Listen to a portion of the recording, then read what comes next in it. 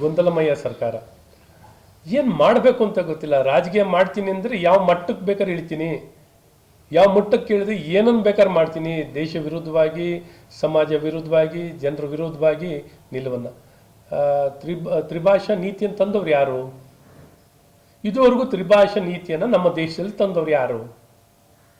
ತ್ರಿಭಾಷಾ ನೀತಿಯನ್ನು ಶಿಕ್ಷಣದಲ್ಲಿ ಮೊದಲಿಂದ ತಂದವರೇ ಕಾಂಗ್ರೆಸ್ನವರೇ.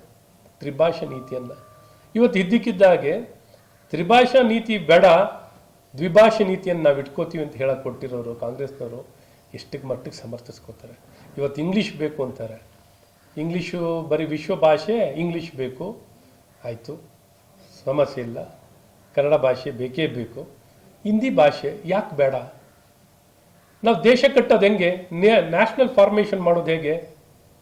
ಸಂಪರ್ಕ ಇಟ್ಕೊಳ್ಳೋದು ಹೇಗೆ? ಒಂದು ದೇಶ ರಚನೆ ಮಾಡೋದು ಹೇಗೆ? ಇಷ್ಟು ಬೇಸಿಕ್ ಕಾಮನ್ ಸೆನ್ಸ್ ಇಲ್ವಾ? ಇದುವರೆಗೂ ಕಾಂಗ್ರೆಸ್ ತ್ರಿಭಾಷಾ ನೀತಿನ ನೀವ್ಯಾಕೆ ತಂದಿದ್ರಿ? ಇವತ್ತು ಇದ್ದಕ್ಕಿದ್ದಾಗೆ ಇದನ್ನು ಹಿಂದೆ ಪಡೆಯುವಂಥ ಕ್ರಮವನ್ನು ವಹಿಸಿರುವಂಥದ್ದು ನಿಜಕ್ಕೂ ದೇಶದ್ರೋಹದ ಕೆಲಸ. ದೇಶದ್ರೋಹದ ಕೆಲಸವನ್ನು ಇವತ್ತು ಸನ್ಮಾನ್ಯ ಸಿದ್ದರಾಮಯ್ಯನವರ ನೇತೃತ್ವದ ಈ ಕಾಂಗ್ರೆಸ್ ಸರ್ಕಾರ ದೇಶದ್ರೋಹದ ಕೆಲಸವನ್ನು ಮಾಡ್ತಿದ್ದಾರೆ.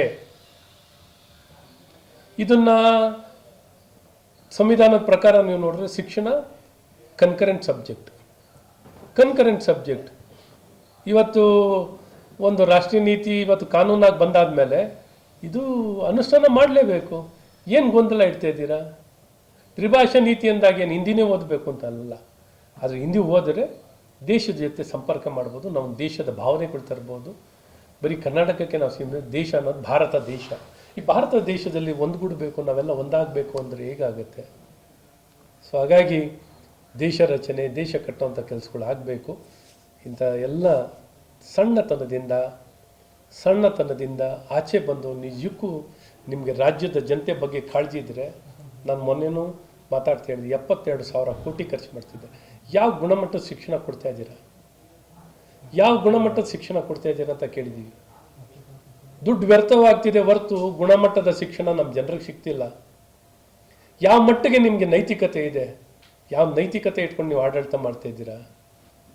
ನಿಮ್ಮ ಆಡಳಿತ ಯಂತ್ರ ಅಥವಾ ಅಧಿಕಾರವನ್ನು ಜನ ನಿಮ್ಗೆ ಜವಾಬ್ದಾರಿ ಕೊಟ್ಟಿದ್ದಾರೆ. ಜನಪರವಾಗಿ ಗುಣಮಟ್ಟದ ಶಿಕ್ಷಣ ಕೊಡೋಕ್ಕೆ, ಕೌಶಲ್ಯತೆ ಕೊಡಲಿಕ್ಕೆ ಅಲ್ಪ ಸ್ವಲ್ಪನಾರ ಪ್ರಯತ್ನ ಮಾಡ್ತಾ ಇದ್ದೀರಾ? ಏನೂ ಮಾಡ್ತಿಲ್ಲ. ನಾಮಕಾವಸ್ಥೆಗೆ ಹೇಳಿಕೆ ಕೊಟ್ಕೊಂಡು ಓಡಾಡ್ಕೊಂಡು ಇದ್ದೀರಾ. ಸೊ ಇದು ನೀವು ರಾಜ್ಯ ಕಟ್ಟುವಂಥ ಕೆಲಸಗಳು ನಿಮ್ಮಿಂದ ಆಗ್ತಿರೋದು. ಪ್ರಿಯಾಂಕರ್ಗೆ ಹೇಳ್ತಾರೆ ಅಮಿತ್ ಶಾ ಮನವೊಲಿಸೋಕೆ ಅಷ್ಟೇ ಹಿಂದಿಯಿಂದ ಏನು ಪ್ರಯೋಜನ ಅಂತ ಬಿಜೆಪಿ ಅವ್ರು ಹೇಳ್ತಾರೆ. ಹೇಳ್ಬೇಕು. ಇವ್ರೂ ತ್ರಿಭಾಷಾ ನೀತಿ ಅಂತಂದವ್ರು ಯಾರು ಅಂತ ಕೇಳಿ ಅವ್ರಿಗೆ. ತ್ರಿಭಾಷಾ ನೀತಿಯನ್ನು ತಂದವ್ರು ಯಾರು? ದೇಶ ರಚನೆಯನ್ನು ಮಾಡೋದು ಹೇಗೆ? ದೇಶ ಕಟ್ಟೋದು ಹೆಂಗೆ? ಇವರೇನಾದ್ರು ಪ್ರತ್ಯೇಕವಾಗಿರುವಂಥದ್ದು ದೇಶ ಕಟ್ಟೋದು ಹೇಗೆ? ದೇಶ ಸಂಪರ್ಕ, ಒಡನಾಟ ಇಟ್ಕೊಳ್ಳೋದು ಹೇಗೆ? ಒಡನಾಟ ಇಟ್ಕೊಳ್ಳೋದು ಹೇಗೆ? ಎಲ್ಲರೂ ಬೆರೆಯೋದು ಹೇಗೆ? ನಮ್ಮ ಭಾಷೆ ಬೇಕು, ನಮ್ಮ ಭಾಷೆ ನಮ್ಮತನ, ಅದ್ರ ಜೊತೆಯಲ್ಲೇ ರಾಷ್ಟ್ರತನನೂ ಬೇಕಲ್ವಾ? ರಾಜ್ಯತನದ ಜೊತೆಯಲ್ಲಿ ರಾಷ್ಟ್ರತನನೂ ಬೇಕು. ತ್ರಿಭಾಷಾ ನೀತಿಯನ್ನು ಯಾರು ತಂದವರು? ಮಹಾಪುರುಷರು ಹೇಳಬೇಕು. ಇದುವರೆಗೂ ತಂದವರು ಯಾರು ಈ ದೇಶದಲ್ಲಿ?